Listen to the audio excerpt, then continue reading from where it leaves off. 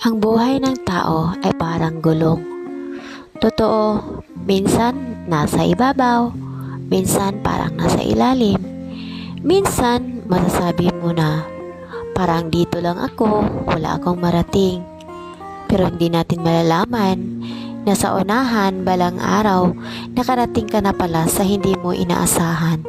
Wow! May mga pagkakataon talaga na minsan hindi mo pinapangarap, pero talagang kusang darating sa'yo. At ayun, masasabi mo na dati, hindi ko to inaasahan, pero ngayon, dumating siya. Kung lingunin mo ang iyong pinanggalingan, doon mo makikita na hala, may narating na pala ako sa hindi ko inaasahan. Wow! Kaya wag mong i-underestimate ang sarili mo. Kung ano ka man ngayon, wag mong hayaan na ganyan ka lang. Siguro dahil nga ang sabi, ang buhay ay parang gulong. Minsan nasa ilalim talaga, minsan rin nasa ibabaw. Ayun, paikot-ikot lang. Kahit ganoon pa man ang buhay minsan, huwag tayong mawala ng pag-asa.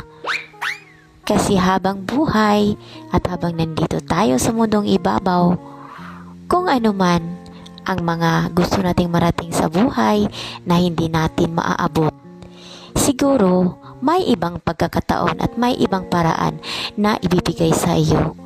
Dahil nga, ika nga, God's plan is bigger than our plan. Kaya, minsan masasabi natin na ipagpapasa Diyos na lang natin ang lahat, lalo na pag meron tayong mga dinaramdam, mga depression, mga panghihinayang, na sana naabot mo na sana, pero masasabi mo na ay sana na lang. So ganyan siya, hindi talaga siya para sa atin. Dahil minsan, hindi lahat ng gusto natin ay makukuha natin. Hindi lahat ng gustuhin natin. At kahit pa nagustuhin pa natin, kung hindi talaga para sa iyo at kung hindi talaga ibibigay sa atin, ay hindi talaga mapapasa atin.